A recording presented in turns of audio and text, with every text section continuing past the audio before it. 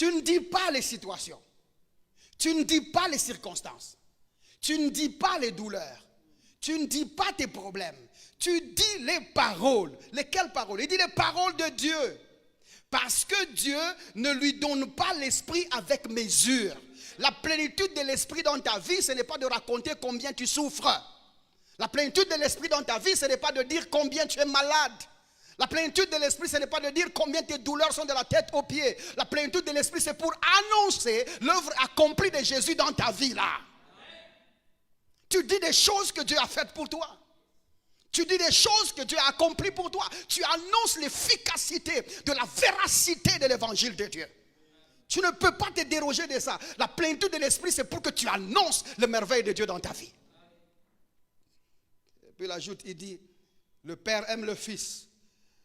Et il a remis toutes choses entre ses mains.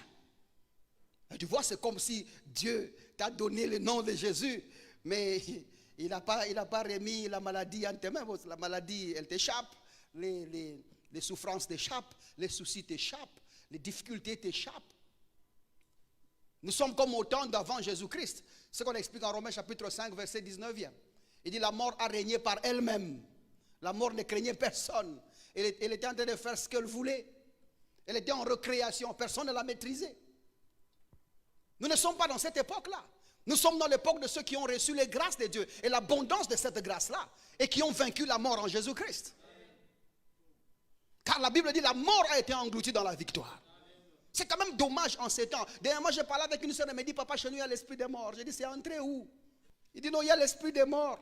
Je lui pose la question, tu as cru en Jésus-Christ? Oui, papa, moi, je suis chrétien. J'ai cru en Jésus-Christ. J'ai cru et j'ai la conscience de la Seigneur de Christ sur ma vie.